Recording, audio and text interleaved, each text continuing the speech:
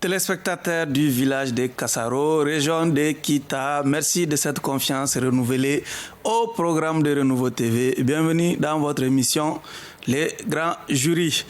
Fraîchement démissionnaire de son parti, le désormais ex-patron de la jeunesse de l'ADP Maliba est notre invité de ce jeudi. Cheikh Oumar Diallo, merci de cette comparution devant notre grand jury. Merci à vous. Avec moi pour vous interroger ce soir, Abdraman Keita du journal Le Témoin. Bonsoir Abdraman. Bonjour. Shana Takiou, elle a dit Shana Takiou du journal Le 22 septembre. Bonsoir Shana. Bonsoir Barou. Et je suis Oumar B. Sidibé pour ceux qui nous suivent sur la radio Renouveau FM ou la 98.1 FM. Déjà COD, Cheikh Oumar Diallo COD, votre jugement sur la composition du jury déjà. Est-ce que vous avez un jury à récuser déjà? Ah non, aucun d'entre eux. Ok. Aucun d'entre eux. Ok. Abdraman, qu'est-ce que vous attendez de l'invité qui a décidé de garder le jury intact? Qui nous clarifie ses motivations de ce qu'on sait, de l'acte qu'il vient de poser et qui est en toute franchise. Et je pense qu'en cela, les préjugés lui sont favorables parce que c'est la première fois que nous l'accueillons ici dans ce jury. Donc il bénéficie d'une certaine virginité vis-à-vis de nous et de nos appréciations sur sa personne. D'accord. Chara? Bon, moi je suis de ceux qui sont très très surpris de cette démission parce que je le croyais être très très proche, être dans la nuque, vous m'excusez, de Diallo, le président d'honneur. Le président d'honneur, Aliou Boubacar Diallo. Et je ne pensais pas un jour qu'il pouvait démissionner de l'ADP Maliba, qu'il a contribué à sérieusement implanter, qu'il a contribué à défendre avec son éloquence, ses arguments. Mais ça fait partie de la vie. Nous allons prendre connaissance avec lui de ses motivations réelles, si elles sont fondées ou pas, ou ceux qui sous-tendent cette démission. Je pense qu'il va nous parler sans langue de bois, sans gants. Nous aussi, nous allons lui poser les questions sans langue de bois et sans gants. Justement, avant de nous plonger dans les débats concernant cette démission, peut-être une question de généralité? Oui, la question de généralité, puisque, comme il vient de le dire, vous êtes quand même un élément central de l'ADP. Ou bien vous l'avez été. Peut-être avant l'ADP, quoi. Un élément central de l'ADP. Avant l'ADP, non. Moi, je ne l'ai connu qu'avec l'ADP. Donc, c'est pourquoi j'ai... Peut-être on va aborder l'ADP. Les questions de généralité ne concernent que sa participation. On va passer la question à Jana. Non. C'est toujours des généralités. Ne vous en faites pas. Allez-y. Je ne vais pas rentrer dans ce que... N'ayez pas peur que je rentre dans les détails. Allez-y alors. Et qu'est-ce que vous prétendez avoir apporté à l'ADP pendant votre séjour dans ce parti, dont vous avez été par ailleurs le porte-drapeau, bien un des porte-drapeaux lors des législatives, n'est-ce pas? Non, je n'étais pas candidat. Vous n'étiez pas candidat, mais vous avez, c'est dans votre, en tout cas dans votre section, votre section avait une candidature. Qu'est-ce que vous avez pu apporter, vous, à l'ADP, en tant que parti et en tant que qui compte parmi les partis en nombre d'élus, en termes de nombre d'élus, qu'est-ce que vous avez pu apporter à l'ADP? Sans évoquer les raisons de votre départ du parti. Bien écoutez, déjà je vous remercie tous pour m'avoir invité ce soir pour cette émission du grand jury. Un grand jury qui me rappelle mes années estudiantines parce que à l'époque je suivais avec un très grand intérêt votre jumelle, le grand jury RTL, le Figaro LCI, qui est une émission de très haut niveau et que vous avez ici au Mali adapté à nos réalités. Et donc aujourd'hui être assis devant vous après un nombre incalculable de personnalités historiques de notre pays, ça me revient comme un très grand honneur et un très grand privilège parce que de mon jeune âge, me retrouver ici aujourd'hui, c'est c'est beaucoup. Ça représente énormément et je vous remercie pour ça. Merci. Je crois même que à la fin de l'émission, la photo de plateau que je prendrai, je l'agrandirai, je l'accrocherai en bonne place dans mon bureau à la maison. Okay. Je tiens à ce que tous les téléspectateurs soient remerciés pour leur suivi attentif de cette émission-là. Et je saisis cette occasion pour que chacun sache que je suis conscient de la gravité du moment. Je suis extrêmement conscient de tout l'impact qu'a pu avoir cette décision très importante que j'ai prise le lundi 12 juillet dernier.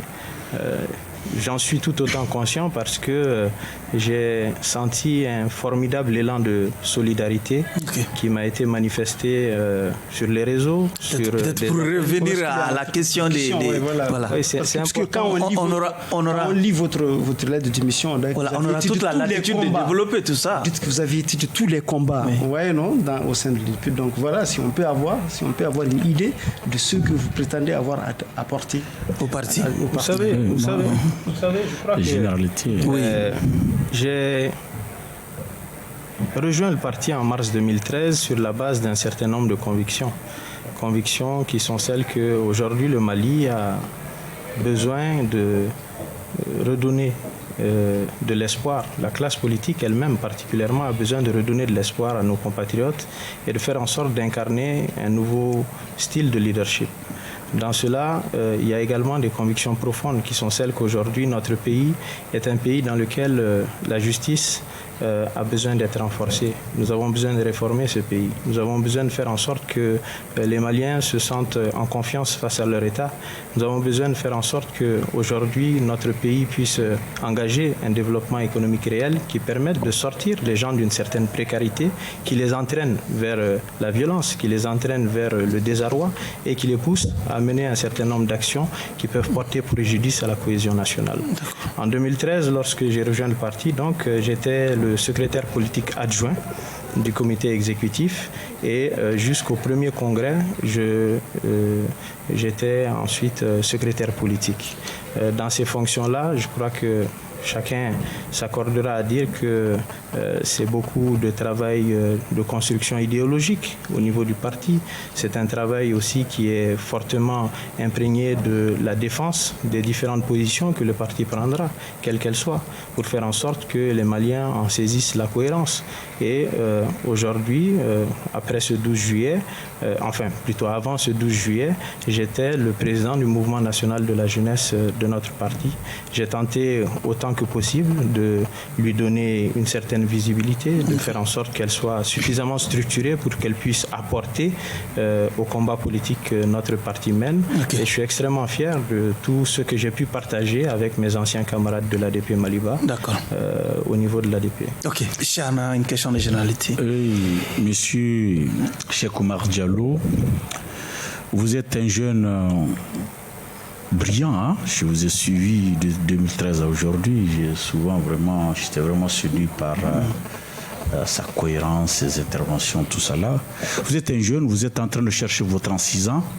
Je voudrais d'abord savoir quel est votre cursus universitaire. Ensuite, qu'est-ce que vous faites comme travail? Parce qu'il y a beaucoup de jeunes qui se lancent dans la politique qui n'ont même pas de travail. Est-ce que vous avez un boulot?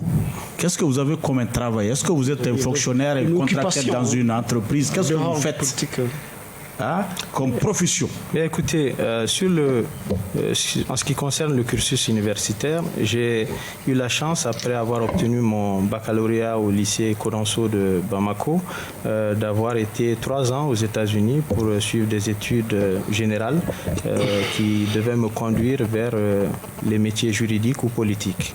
À l'issue de ce passage aux États-Unis, dans l'État du Michigan, je suis revenu sur Paris, où à l'école des hautes études internationales et politiques, j'ai obtenu un master en relations internationales avec la spécialité affaires internationales.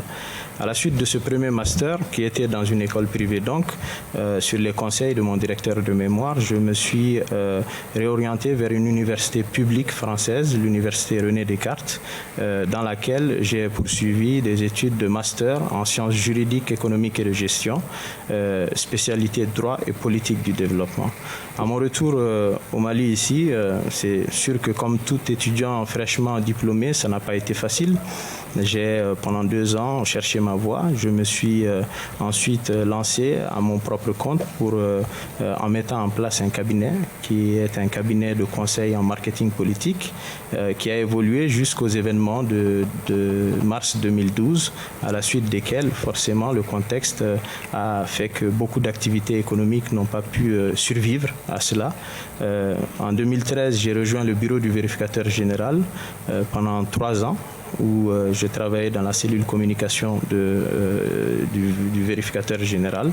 Et en 2016, j'ai rejoint la société Ouassoulor en tant que directeur de la communication de l'entreprise, l'entreprise qui était à cette époque-là en pleine phase de reprise de ses activités. Et je devais travailler donc à lui donner de la visibilité et de l'écho. En 2018, si je ne me trompe, 2019, je crois plutôt, j'ai rejoint la société Petroma SA, où j'étais le conseiller à la communication du président directeur général. Okay. Donc maintenant, avec votre démission, vous êtes en chômage.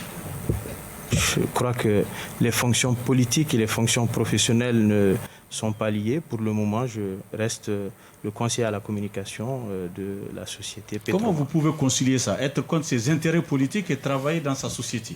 Mais qui vous a parlé d'être contre quiconque? Je ne suis contre personne. D'accord. On reviendra. On reviendra. Justement, vous avez parlé de votre relation avec le président d'honneur.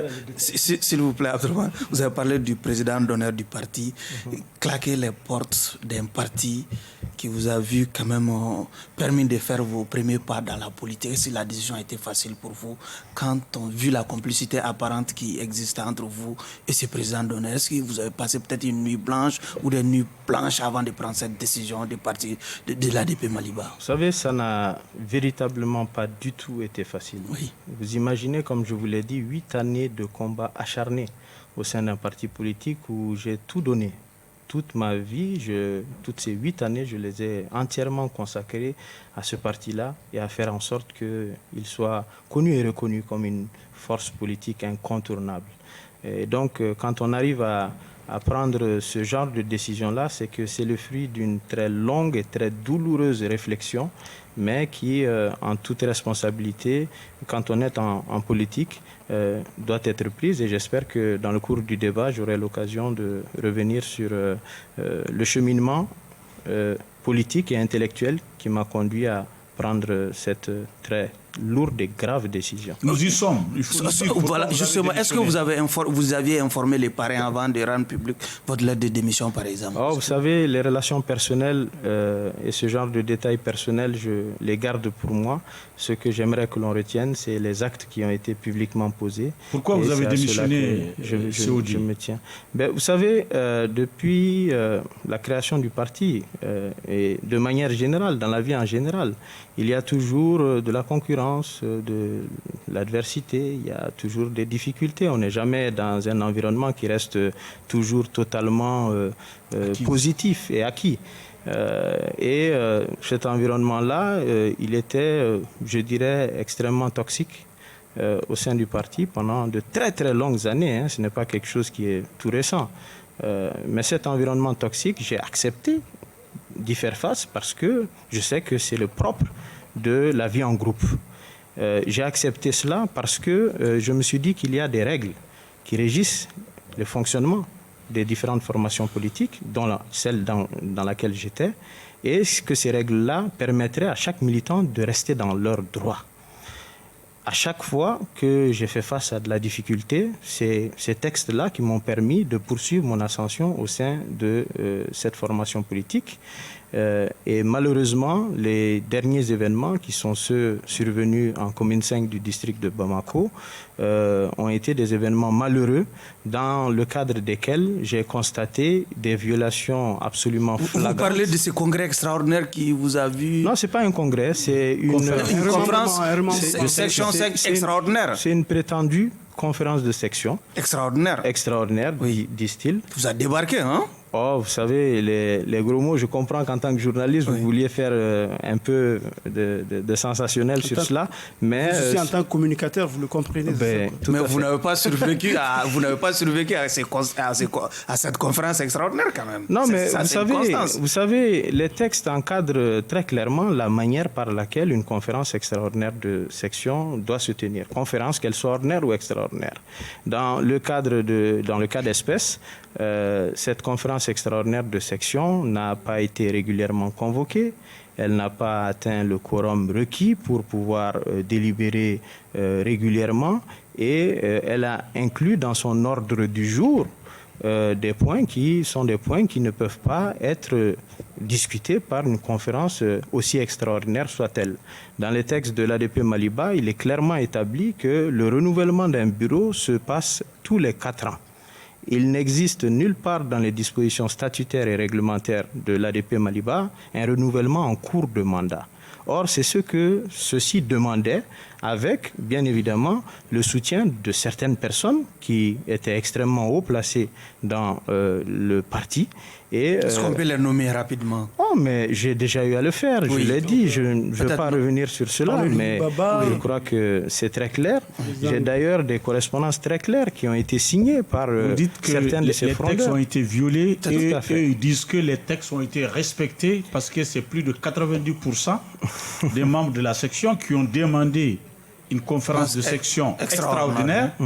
Et c'est la très grande majorité, sinon l'unanimité, qui vous a débarqué au cours de cette conférence extraordinaire. C'est complètement faux. Vous savez, je ne veux pas rentrer dans des polémiques stériles, mais ce que je vais vous dire, c'est que c'est très loin d'être l'écrasante majorité des gens. Je vous l'ai dit, une conférence de section, selon nos textes et selon la composition... Il y a des griefs contre vous également, nous allons parler. J'arrive, je viens. Dans les textes, la commune 5 est organisée avec un nombre de 104 délégués qui ont droit de participer à la conférence de section. Ce n'est pas moi qui dis le nombre de délégués qui ont participé à cette conférence de section, c'est des vidéos qui sont sur les réseaux sociaux, notamment sur des médias sociaux sur Internet, dans lesquels l'envoyé du comité exécutif a annoncé qu'il y avait 38 délégués sur 104. Le secrétaire général du parti, hein? Non, le secrétaire politique. 38 délégués sur 104 qui ont délibéré sur un sujet qui n'existe nulle part dans les textes du parti et qui pour autant a été validé. Le matin de la tenue de cet événement, j'ai moi-même appelé le secrétaire général du parti pour lui indiquer qu'un événement allait se tenir à 17h et que cet événement, lui, en tant que juriste, devrait savoir qu'il ne respecte aucune disposition des textes. C'est un avocat, votre secrétaire général. Je lui ai dit, je vous invite à parler à ceux qui veulent s'engager dans cette voie-là. Parce que si vous ne parvenez pas à leur parler, nous allons rentrer dans un cycle que personne ne pourra contrôler et qui risque d'être absolument catastrophique pour les intérêts du parti. D'accord, on va donner la parole à je termine rapidement. Oui. De 11h où j'ai procédé à cet appel et ensuite envoyé un message pour que j'ai la preuve écrite de ma demande par rapport à cela. De 11h où j'ai dit cela, 17h, le comité exécutif décide d'envoyer des gens sur les lieux d'un événement qui ne peut pas et ne doit pas se tenir. Bon, malgré tout, je l'ai accepté. Le 15 juin, j'ai laissé faire. J'ai attendu jusqu'au 23 juin de voir si quelqu'un allait réagir par rapport à ce qui s'était produit. Personne n'a parlé. Et c'est à ce moment-là que j'ai tenu une conférence de presse dans laquelle j'ai expliqué, parce qu'eux avaient appelé les médias. Je n'ai pas voulu étaler les choses dehors. C'est eux qui ont commencé à parler dans les médias. Le 23 juin, j'ai donc tenu cette conférence de presse. Ça a suscité une réaction à leur niveau. Ils ont mis en place une commission qui était censée gérer ce problème-là. Cette commission m'a convoqué. Conciliation. Oui, m'a convoqué. Elle m'a convoqué en me disant qu'elle n'allait pas parler des problèmes juridiques et qu'elle ne m'appelait que pour un seul sujet. La conférence de presse que j'ai tenue, il me demandait de tenir la même conférence de presse pour présenter des excuses à ceux-là même qui ont volé et violer les textes du parti. À ce moment-là, je me suis dit, mais nous sommes en train de marcher sur la tête. Comment est-ce qu'on peut me demander de présenter des excuses pour avoir été victime d'une violation des textes et l'avoir dénoncé? C'est à ce moment-là que j'ai compris que l'environnement toxique dont je vous ai parlé allait de manière irrémédiable porter atteinte à tout ça. Allez-y, Abdraman. Mais vous aimez tellement parler d'attachement au texte, alors que si je vois votre démission, la façon dont les démarches que vous avez prises pour accéder, pour aller à cette démission, et ça ne respecte aucune norme, puisque vous l'adressez votre démission à un président d'honneur. Non, je vous corrige.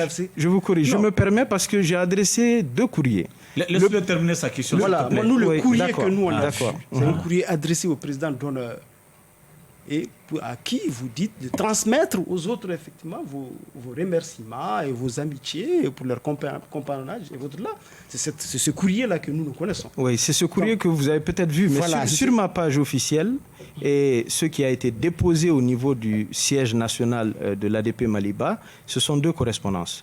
Une première adressée au président du comité exécutif, auquel j'adresse ma démission du parti, et une deuxième par devoir, par conscience quand même, au président d'honneur du parti, Aliou Boubacar Diallo, parce que, en démissionnant, je lui dois quand même... Mais c'est pourquoi je dis, c'est pourquoi il y a lieu de revenir à ce qu'il vous a posé comme... Est-ce que vous auriez pu, avant de démissionner, au lieu de lui envoyer une lettre, échanger avec votre parrain, la personne, votre autorité morale au sein du parti, au sein du parti, non, son mentor même à un certain moment. Échanger avec lui d'abord avant d'engager. Puisque je me rappelle que dans votre conférence de presse, vous lui avez même tressé des lauriers en disant que c'est quelqu'un qui est très attaché au texte. Vous savez... Est-ce que si vous avez eu l'impression de perdre le soutien d'Aliou Boubacar Diallo? Vous savez, je ne rentrerai pas dans les détails des relations personnelles qui me lient à M. Aliou Boubacar Diallo. Est-ce que ce n'est pas au nom des mêmes relations personnelles que vous lui avez adressé un courrier alors qu'il n'est pas un membre actif du parti? Non, mais c'est ce que je vous ai dit. Ce courrier-là, je le devais. Je le devais. Est-ce que vous ne devez pas, au fait aussi, d'en échanger avec... Vous ne savez pas si je l'ai fait ou si je ne l'ai pas fait. Bon, vous avez demandé, vous avez dit non. Vous avez demandé au départ. Je n'ai jamais nié ni affirmé. Oui. Je n'ai jamais nié ni affirmé. Je vous ai dit que le détail des relations personnelles entre moi et Aliou Boubacar Diallo, je ne souhaite pas les étaler sur la place publique. Il termine avec la... Oui, COD. Vous parlez de violation des textes. Au niveau de la section, il y a des griefs qui sont formulés contre votre personne. La personnalisation de cette structure et puis des détournements, semble-t-il, vous avez reçu de l'argent pour faire un travail qui n'a pas été fait. Oui, c'est très grave. C'est extrêmement grave, ce genre d'accusation. Ça a été dit, tu l'as entendu, non? Oui, ça a été dit ou pas? J'arrive. Laissez-moi terminer. Il dit ça a été dit ou pas? Ça a été dit. Ça a été dit. Donc, votre version là-dessus. Et je vais vous le dire de manière claire et sans équivoque. Je n'accepterai jamais que l'on porte gratuitement atteinte à mon honneur comme ça. J'ai adressé depuis le 15 juin une correspondance officielle au comité exécutif demandant au trésorier du parti de faire l'état de ce que j'aurais peut-être reçu au nom de la commune 5. Jusqu'à aujourd'hui, cette correspondance n'a pas pu obtenir de réponse. Et donc, moi je vous le dis sans aucune forme d'équivoque.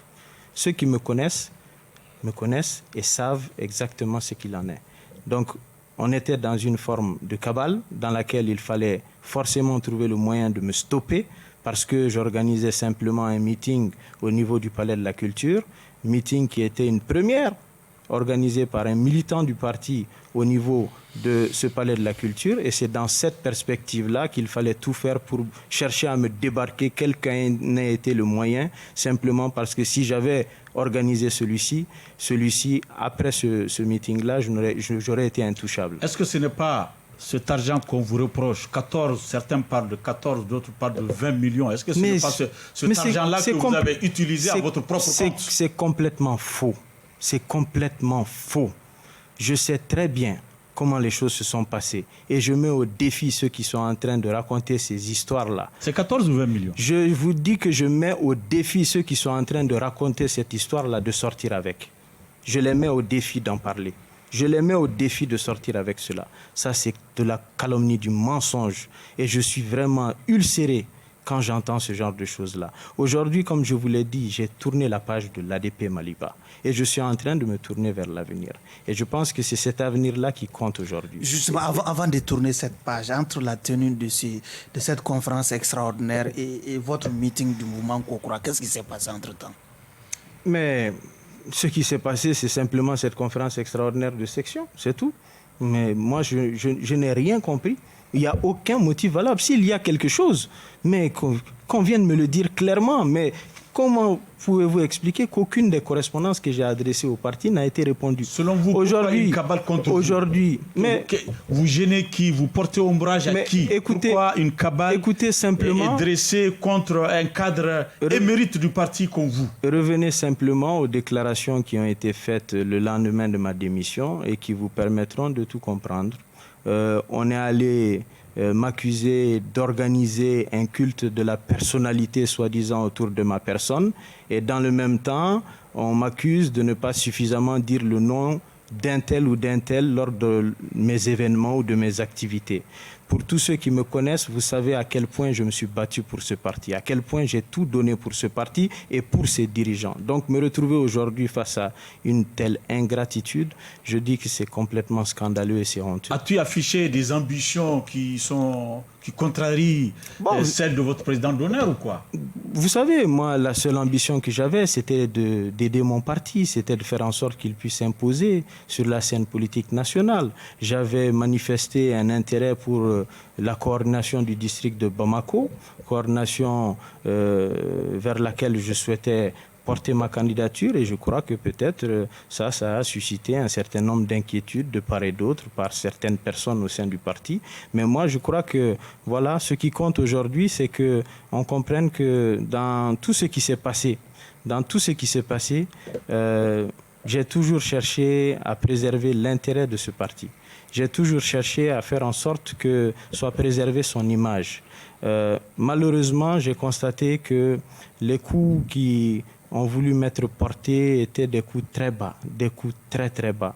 Et si vous voyez que... Si vous pouvez nous donner un exemple de ces coups bas que vous évoquez dans votre lettre de démission. Écoutez, les coups bas, ils sont très nombreux. Oui. Je vous rappellerai qu'à un moment, nous nous sommes battus pour le rétablissement de certaines dispositions statutaires qui n'ont pas été rétablies dans leur intégralité. Chacun a vu l'épisode des élections législatives.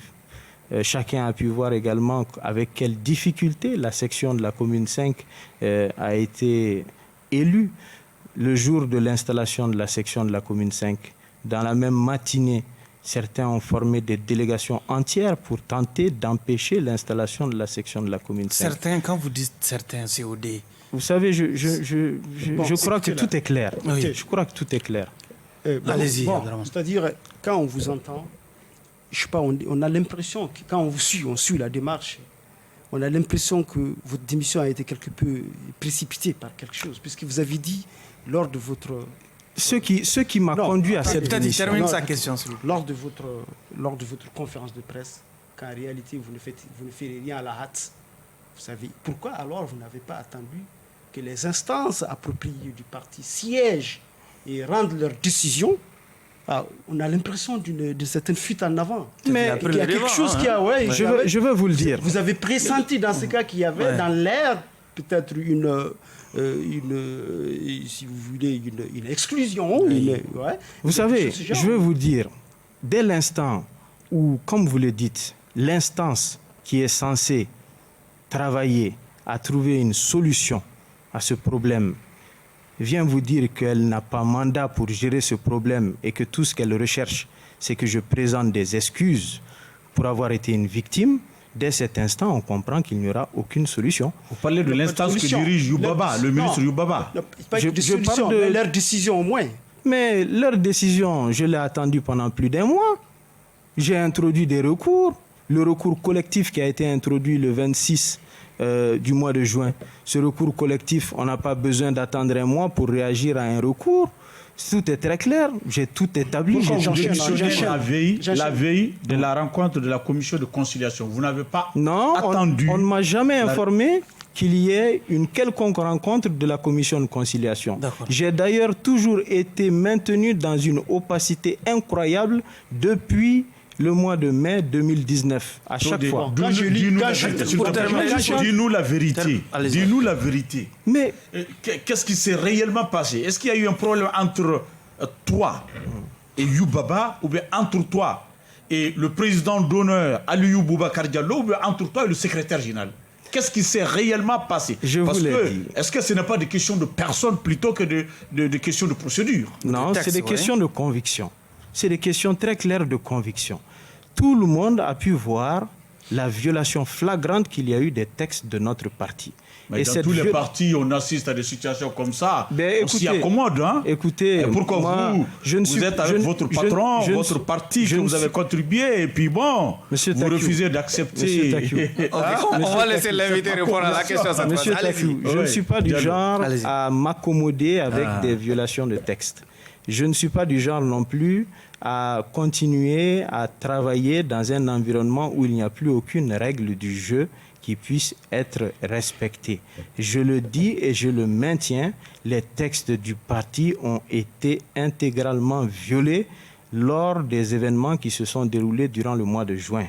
Il n'y a absolument rien d'autre derrière cette décision de démissionner que le fait de s'être senti complètement trahi et de s'être senti sans aucune voie de recours possible face à cette violation des textes. Trahi par qui? Vous l'avez vu. Trahi par qui? Trahi par qui? Trahi par la direction de ce parti qui est censé être la principale garante du respect des textes de notre parti. Allez-y, Abdraman. C'est très clair. Si je dois vous lire votre lettre de démission, vous dites « Je rejoins l'ADP et Maliba avec la ferme conviction que ce parti permettrait de m'émanciper et d'apporter un changement profond dans la gouvernance du Mali. » Est-ce que vous voyez une cohérence entre vos raisons et les idéaux que vous défendez ici et les motifs qui vous ont amené à... Mais quand on en arrive à une prétendue destitution illégale, illégitime, vous ne pensez pas que c'est un moyen d'empêcher quelqu'un de s'émanciper dans le parti? Quand on en arrive à des violations flagrantes des textes de nos partis, vous ne pensez pas que ça contrevient aux idéaux fondateurs de notre parti sur lequel figure, je vous le rappelle, la balance de la justice, du droit? À partir de là, quand vous trouvez face à des situations pareilles, vous n'avez pas d'autre solution que de faire en sorte d'assumer vos responsabilités. Parce que je le dis, vous et moi, vous, chacun d'entre vous qui m'observez de l'extérieur, quand vous verrez un jeune, comme M. Taku l'a dit, laissez-moi terminer.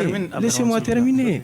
Quand vous verrez un jeune pour lequel vous portez énormément de respect se retrouver face à une situation qu'il dit avoir établi l'illégalité et qui reste quand même dans ce parti-là, vous direz que peut-être qu'il y a quelque chose qui le motive à rester dedans, qu'il n'y a qu'un petit intérêt perfide qui fait qu'il trahit ses principes et ses convictions profondes pour rester dans un parti politique dans lequel on n'a pas respecté les règles. Moi, je suis très clair et je vous le dis, aujourd'hui, ce qui compte pour moi, c'est de faire en sorte de rassurer toutes celles et tous ceux qui ont été abasourdis par la nouvelle qu'ils ont appris, de leur démontrer que ce n'est pas la fin du monde et que nous avons encore une nouvelle page et de très belles pages de l'histoire à écrire. Et que dans votre parcours au sein de l'ADI, il y a eu des épisodes quand même qui vous ont permis de vous émanciper aussi. Mais je ne les remets pas en cause. Je dis tout simplement que... Et pourquoi il suffirait d'un petit, vous voyez, bisbille entre vous et certains membres, alors qu'il y a une autorité morale à qui vous devez peut-être tout, et non à ces membres-là, vous mettez tout à l'eau comme ça, tout ce que vous avez... Vous savez, si vous pensez réellement qu'il faut jeter sur ma personne tout l'anathème, eh bien, je crois que vous vous trompez. Vous ne connaissez pas tout l'historique des relations qu'il y a pu y avoir. Cette émission ne suffirait pas à expliquer tout ce dans quoi j'ai été régulièrement confronté. À chaque étape de ces moment-là. Les militants le savent. Ceux de l'ADP Maliba qui sont en train de regarder l'émission savent à quel point ça a été extrêmement difficile pour moi durant de longues années. Chacun sait à quel point j'ai accepté d'avaler beaucoup de couleuvres dans le seul intérêt de ce parti-là. COD, vous avez accusé certains dirigeants du parti d'avoir engagé des coups bas contre vous. Est-ce que ce n'est pas aussi un peu bas d'actionner des jeunes pour aller plaider, protester en votre faveur devant les chefs du parti aussi? Vous savez, quel que soit ce que j'aurais pu faire, si des actions se produisent, on dira forcément que c'est moi. J'accepterai qu'on dise que c'est moi, mais un temps soit-il, parce que voilà, je sais que de toute façon, on continuera à dire. Vous vous démarquez de ces jeunes-là qui ont protesté? Ce n'est pas moi qui ai appelé à sortir, je n'ai pas appelé à sortir, mais des militants qui constatent une telle situation et qui sortent d'eux-mêmes. Moi, je les comprends. Je comprends le fait qu'ils aient pu être totalement scandalisés par la gestion de ce dossier par les responsables du parti. Mais je serais quand même heureux qu'au bout d'un moment, qu'on puisse arriver à parler de l'avenir. Allez-y, Chana. Vous refusez quand même de parler du président d'honneur du parti, celui que Abdraman appelle votre mentor, alors que est-ce que vous êtes conscient que tout ce que vous êtes en train de faire est contre lui? Mais vous savez, je n'ai pas refusé de parler du président Aliou Boubacar Diallo. J'ai simplement dit que je lui laisse à lui-même le soin de s'exprimer sur le sujet. Oui, mais est-ce que vous sentez sa main derrière tout ça? Je ne dirai rien de J'ai dit, est-ce que vous êtes conscient de ce genre? Est-ce que vous êtes conscient que tout ce que vous êtes en train de faire, vous êtes en train de le faire contre lui? Est-ce que vous êtes conscient de ça? Pourquoi vous dites que c'est contre lui? Pourquoi vous dites que c'est contre lui? Le fait de refuser. Le parti travaille pour sa promotion politique. Son ascension politique. Le parti travaille pour sa promotion politique. Vous travaillez pour son ascension politique, pour sa promotion politique.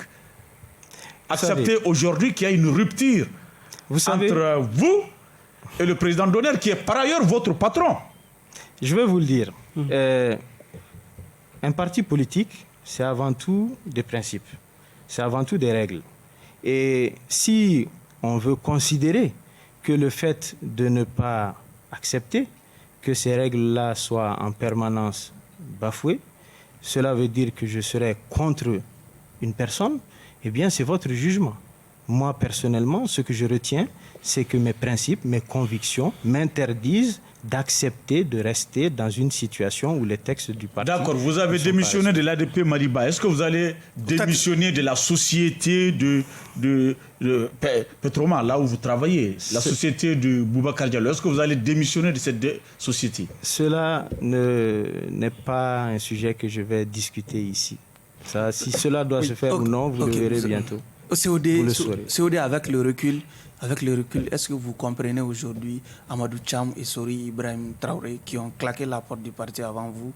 Vous savez, je crois que les situations sont totalement différentes et je ne veux pas rentrer dans une comparaison quelconque entre la situation actuelle et celle de Amadou Cham et Sori Traoré. Oui. Quel est votre projet après l'ADP, votre projet politique? Quel est votre point de chute? Écoutez, je vais vous le dire de manière claire. Aujourd'hui, la première chose qui me préoccupe et qui m'intéresse au plus haut point, c'est de faire en sorte, comme je vous l'ai dit, de rassurer tous ceux et toutes celles qui, durant toutes ces années, ont eu à me suivre de près ou de loin, à collaborer avec moi. Ces gens-là, aujourd'hui, sont pour certains extrêmement inquiets, sont pour beaucoup extrêmement perturbés par la nouvelle qu'ils viennent d'attendre. Et c'est à moi de tout faire pour les rassurer, tout faire pour faire en sorte qu'ils comprennent que ça n'a pas été une décision facile, que ça n'a pas été une décision précipitée, l'avenir... Est-ce que ça c'est un appel du pied pour le débauchage des gens qui vous ont soutenu? Mais non, moi je ne suis pas du genre à vouloir forcer quiconque à faire quoi que ce soit. Tout ce que je dis, c'est que toutes celles et tous ceux qui ont appris cette nouvelle, parce que cette nouvelle est tombée comme un coup près. Personne ne s'attendait certainement à cela. Et donc aujourd'hui, si je suis venu me prêter justement à cet exercice-là, c'est pour leur dire que l'avenir est encore devant nous et qu'une nouvelle page de l'histoire... Y a-t-il par ailleurs une possibilité que vous aidiez, vous continuez à aider votre mentor ou ancien mentor en dehors de l'ADP Maliba? Je vous ai dit, ce sur quoi je suis concentré aujourd'hui, c'est de rassurer tous ceux et toutes celles qui ont été fortement perturbés par les derniers événements. Certains, y compris lui. Lui aussi peut avoir été bien sûr, perturbé. j'en conviens. Donc, est-ce que vous lui donnez l'assurance que votre démission n'est pas une adversité au point de jouer Moi, je ne suis dans aucune forme d'adversité envers quiconque. Et comme je vous l'ai dit, je suis aujourd'hui extrêmement conscient de la gravité du moment et de l'importance et du poids de chaque mot que je vais employer aujourd'hui ici. Et c'est pour cela que je ne vais jamais employer des termes spectaculaires. Je vais rester dans la plus grande forme de raison. Sur les réseaux sociaux, de rester très sage. Sur les réseaux sociaux, on annonce votre arrivée à Asma, chez Soumaïlou Boubaï Meiga. Vous savez, ce que je ne cacherai à personne en tout cas, c'est que j'ai grandi avec Feu son fils. Et j'ai grandi sous ses pieds. Et donc ça, ce sont des relations que je ne cacherai à personne et que j'assumerai à 100%. Je ne suis pas là pour venir faire semblant que je n'ai aucun lien avec celui que j'appellerais tonton Soumaïlou Boubaï Maïga. Est-ce que ce n'est pas tes relations avec Soumaïlou Boubaï Maïga que certains ont su à la faveur du décès de son fils, qui a même précipité des difficultés pour vous au sein de l'ADP? Mais vous savez, si c'est cela qui va entraîner... Je vous pose la question. Si c'est cela qui va entraîner un certain nombre de suspicions, libre à ces gens d'avoir ces suspicions. En tout cas, ce qui est clair, c'est qu'aujourd'hui, je salue vraiment l'élan formidable de solidarité qui m'a été manifesté. Toutes sortes de personnalités politiques m'ont appelé pour saluer le courage de cette décision et pour surtout m'appeler à rester serein, calme et à ne me précipiter dans rien du tout. Votre tonton Boubaï l'a fait? Tout le monde m'a appelé. Tout le monde m'a appelé. Tout le monde m'a appelé, sans aucune exception. Tout le monde voudrait que vous soyez... Non, ce n'est pas ça. Vous savez, je vais vous le dire, les gens ne sont pas des charognards. Quand même, il y a un minimum de dignité à avoir. Et c'est cette dignité-là que je salue de la part de tous les Maliens qui m'ont appelé calmement, simplement pour me rassurer et pour m'inviter à rester vraiment serein et à ne me précipiter dans rien. Et je ne suis pas du genre à me précipiter dans quoi que ce soit. Ce que je suis en train de faire aujourd'hui, comme je vous l'ai dit, c'est de rassurer toutes celles et tous ceux qui sont peut-être aujourd'hui perturbés par cela et faire en sorte, effectivement, que le mouvement Kokra puisse continuer à maintenir ses activités. Oui, il m'est revenu que Kokra même est financé par votre président d'honneur, Ali Boubacar Diallo. Vous savez, que ce n'est pas... moi je suis très attristé par le fait qu'à chaque fois, on veuille tout ramener à l'argent. C'est triste de se retrouver toujours confronté à des questions qui ne sont que des questions d'ordre pécuniaire et d'argent. Moi, c'est ce que j'aborde le plus. Moi, je ne suis pas... Est-ce que le mouvement n'est pas un mouvement financé par le même Ali Boubacar Diallo? Écoutez, vous savez, hein, j'ai passé 8 ans à travailler pour lui. A soutenu Ali Boubacar Diallo quand même. Écoutez-moi, je vais être très clair. Oui. Mais même le salaire que j'ai, ça vient de M. Ali Boubacar Diallo. Donc forcément, tout ce qui est fait par Kokra a d'une manière directe ou indirecte obtenu un financement de la part d'Ali Boubacar Diallo. Voilà. Mais ça ce n'est pas à nier.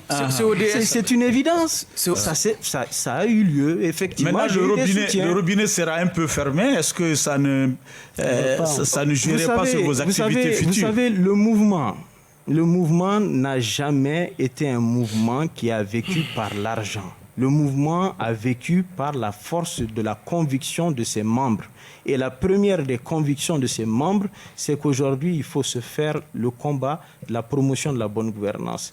Le mouvement Kokra, c'est également un mouvement qui défend le changement des mentalités au Mali. C'est cela le mouvement Kokra. Et d'ailleurs, je tiens à le rappeler que le mouvement Kokra également est né d'un certain nombre de difficultés qu'il y avait à un certain moment et que je rencontrais. Et ces difficultés étaient le fait de l'intégration de beaucoup de gens qui voulaient adhérer peut-être au parti parce qu'ils me connaissaient dans le parti et qu'ils n'avaient aucune voix pour rentrer dans le parti. Donc le mouvement Kokra, c'est un mouvement qui est né depuis de très longues années et qui a continué et continuera à mener son combat pour la promotion de la bonne gouvernance et le changement des mentalités au Mali. Okay. C'est très clair. Le thème de l'émission, c'est COD relate sa part de vérité sur sa démission. Est-ce que vous craignez qu'un jour, Ali Boubacar Diallo aussi, parrain de votre parti, prenne la parole contre vous comme il a fait contre Amadou Cham et Sori, il a dit dans une radio de la place qu'il les payait de l'argent pour tenir les partis, par exemple. Est-ce que vous craignez une telle révélation contre Moi, vous savez, je suis absolument serein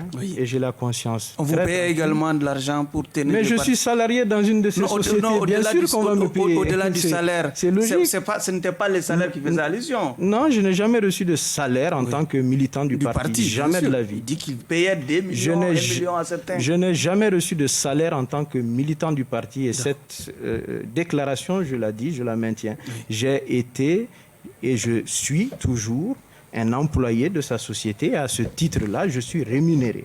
Est-ce que vous avez dit toute la vérité devant les grands jurys sur les raisons de votre démission? Ah, vous savez, il y a des raisons dont il n'a pas parlé. Oui. Il parlait dans sa lettre de démission d'incapacité à donner une nouvelle impulsion. Oui. Et bon, ça, il n'a pas un peu évoqué là. Quelles sont les incapacités, quelles sont les impulsions que vous avez attendues et qui n'étaient pas venues de vos dirigeants? Oh, bah, vous savez, mon parcours dans le parti, vous pourrez aisément le vérifier, a été un parcours où j'ai été secrétaire politique ou secrétaire politique adjoint durant, on va dire, 6 ans. Durant ces 6 années, vous pouvez suivre le parcours que le parti a pu avoir. Je ne dis pas que j'étais le seul à avoir contribué à ce parcours du parti, mais durant ce parcours-là, le parti est resté un parti extrêmement vivace, extrêmement cohérent et extrêmement dynamique. À compter du congrès où j'ai décidé de manière stratégique à chercher à être le président du mouvement national de la jeunesse du parti, j'ai constaté un certain nombre de choses qui pour moi étaient peut-être des choses qui auraient pu se faire différemment. Maintenant, je ne suis pas là pour venir jeter l'anathème sur mon parti. Je dis tout simplement que... Votre ancien parti. Oui. Exactement. Vous voyez que 8 ans, ça laisse des traces. Est-ce qu'il exclut que vous pouvez revenir? Alors, vous savez, ça, ce n'est pas un sujet que j'ai en tête pour le moment. Comme je vous l'ai dit, la seule chose que j'ai en tête, c'est vraiment de rassurer celles et ceux qui sont peut-être perturbés aujourd'hui et d'envisager sur l'avenir. D'accord. J'en ai votre dernière question peut-être sur le regard des COD sur la conduite de la transition. Non, dans des choses très intéressantes. Allez-y, Chana. Il y a beaucoup de choses à dire concernant COD. Sauf qu'il nous reste 5 minutes avant les conclusions. Oui, COD, que j'ai suivi depuis 2013. Je sens sa difficulté quand il ne veut pas parler du propriétaire du parti, entre guillemets, Aboubacar Aliou Diallo, avec lequel il travaille. Oui. Il travaille jusqu'à présent chez lui, dans son parti. Et selon mes infos, il a au moins 3 millions par mois. Est-ce que vous voyez? Et sur un coup de tête, il quitte le parti et du coup, peut-être que même s'il ne quitte pas son travail, il aura des difficultés au niveau de son travail. Est-ce que vous avez beaucoup réfléchi pour vraiment quitter l'ADP et par ricochet aussi, vous allez perdre un emploi? Est-ce que vous avez beaucoup réfléchi sur ça? Vous savez, je vous l'ai dit, le jour où j'ai décidé de démissionner du bureau du vérificateur général, je ne l'ai pas fait non plus sur un coup de tête. Je suis un homme de principe, un homme de valeur, un homme de conviction.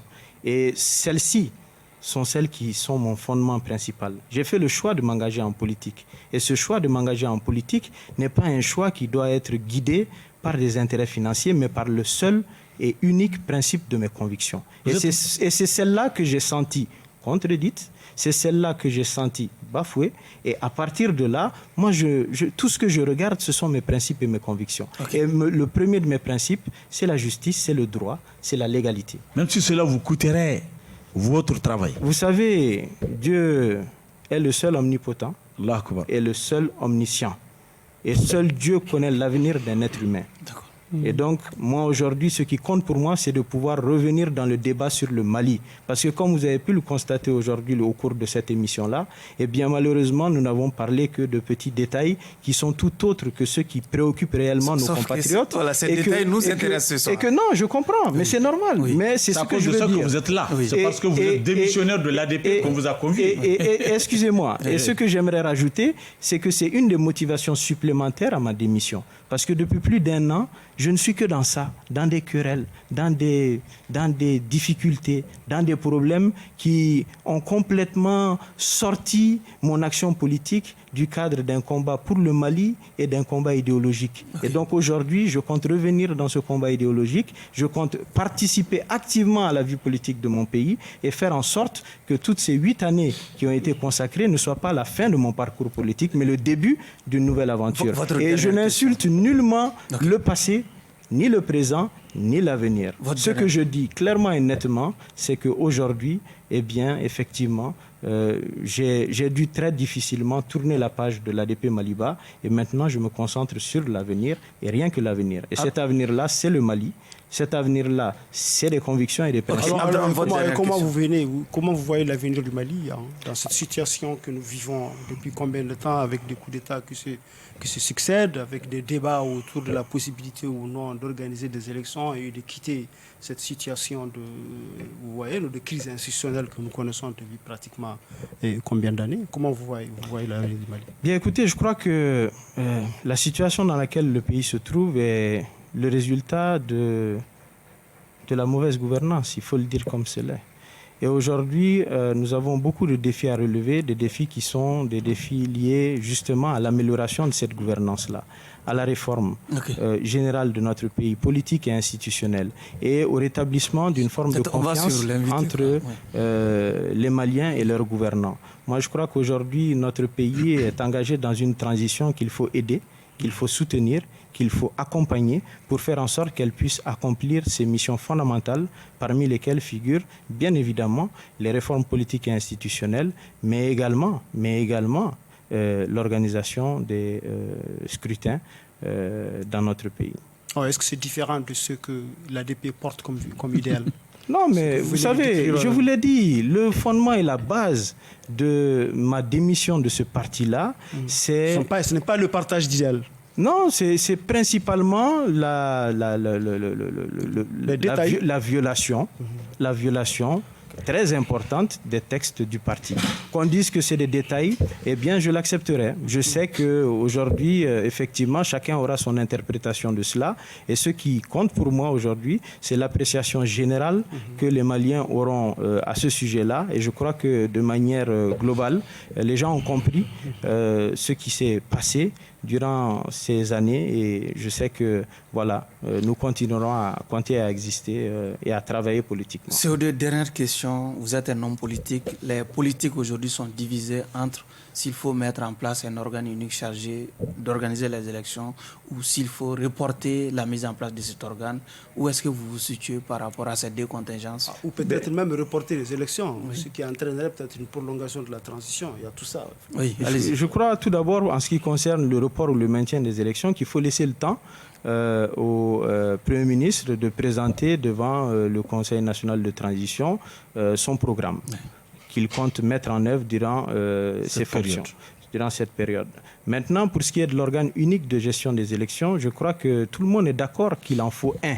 Maintenant, avons-nous le temps matériel pour l'opérationnaliser? Cela, j'en doute, personnellement. Mais maintenant, si le Premier ministre, tel qu'il l'annonce, est convaincu que cet organe unique de gestion des élections peut être mis en place, nous attendons qu'il nous présente, comme vous le dites, les recettes pour la mise en place de cet organe unique. Et je crois que sa présentation de son programme d'action gouvernementale devant le CNT sera l'occasion véritablement de comprendre comment il veut le faire. À ce moment-là, je crois que nous pourrons l'apprécier et donner notre point de vue sur ce sujet. Seriez-vous candidat à une élection en 2022, municipale, législative ou présidentielle?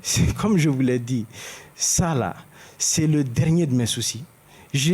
Vous pouvez parler d'élection. Vous avez d'ambition politique, c'est le dernier d'ambition pour le pays, et vous ne voulez pas être candidat à une élection? Je vous l'ai dit, pour le moment, mon plus grand souci, c'est de faire en sorte, de manière claire et évidente, que tous ceux qui sont perturbés puissent être rassurés. C'est de faire en sorte que le mouvement Kokora continue à poursuivre sa marche. Et donc, aujourd'hui, c'est ce qui me préoccupe et c'est ce sur quoi je suis concentré. La finalité, c'est quoi? Mais la finalité, c'est l'engagement pour le Mali. Okay. L'engagement pour le Mali passe par quoi? Par les urnes? Mais s'il doit passer par les urnes, ce jour-là, nous le dirons très clairement, mais aujourd'hui, nous sommes concentrés sur une seule chose, c'est la structuration de ce mouvement-là et faire en sorte que ce mouvement-là puisse continuer à défendre les idéaux qui sont les siens, à savoir promouvoir la bonne gouvernance et travailler au changement des mentalités en République du Mali. Si nous sommes malheureusement au terme des débats pour le compte de cette audience, vous allez nous permettre de nous retirer pour procéder à la délibération. Bon, je trouvais vraiment... Une délibération publique. Oui, finalement. Wow, c'est comme ça a toujours été le cas. Allez-y. On ne sait jamais. Allez-y, Abdraman. Je trouvais effectivement, comme il s'est toujours illustré, un garçon très courageux et très éloquent. Mais quant aux motivations profondes et ces projets, on n'a pas pu avoir les réponses appropriées, ce qu'on attendait de lui. C'est peut-être parce que c'est ce qu'on attendait de lui, puisque je pense qu'en réalité, c'est parce que aussi il est quand même un communicateur chevronné. Et cela a joué un peu sur sa sincérité et dans son ouverture. Et je pense qu'on peut lui accorder un sursis en attendant de voir où est-ce qu'il ira. Et quel chemin il va prendre pour comprendre réellement qu'est-ce qui a réellement motivé sa sortie d'un parti qu'il a contribué à consolider, qu'il a contribué à implanter. D'accord, Chana. C'est vrai, comme Abdraman l'a dit, vraiment c'est un jeune brillant, très éloquent, qui sait se défendre, mais qui ne nous a pas dit toute la vérité. Il ne nous a pas dit toute la vérité par rapport à sa démission. En parlant de violations de textes. Et les violations de textes sont monnaie courante dans toutes les formations politiques, même à l'ADP. J'en suis convaincu que ce n'est pas la première fois. Lui-même, il dit qu'il était sous pression, il y a des difficultés chaque fois. Est-ce que vous voyez? Je pense qu'il y a d'autres raisons. D'autres raisons qu'il n'a pas voulu dire pour des raisons tout à fait personnelles que moi je peux bien comprendre. Ensuite, il ne nous a pas dit là où il veut aller. Il a créé un mouvement. Il dit pour le Mali. Mais pour le Mali, si c'est pour le Mali, l'ambition qu'on a fait, c'est de se battre, aller aux urnes pour pouvoir mettre en œuvre sa vision, son ambition pour le Mali. Oui. Dès qu'on crée un mouvement, dès qu'on implante des structures, on affiche une ambition. Oui. L'autre ambition, c'est de vouloir aller aux urnes. Parce que personne ne doit diriger ce pays sans passer par les urnes, même si aujourd'hui nous sommes dans le cas contraire, c'est une exception. Oui. Je pense que voilà deux vérités qu'il n'a pas voulu nous dire. Et comme l'a dit Abdraman, qui mérite vraiment une condamnation avec sursis. Donc je m'associe à lui pour vous donner une condamnation avec sursis. Ok. Donc, considérant que le jury n'a pas été suffisamment éclairé sur les raisons ou les motivations réelles de votre départ du parti. Si vous permettez. Malheureusement, vous aurez la parole. Okay. Donc, le jury a décidé de vous maintenir partiellement dans les liens de l'accusation en vous attendant de voir en vous infligeant une condamnation par sursis, en attendant de voir clair. Et d'écouter l'autre partie. Oui, un dernier mot.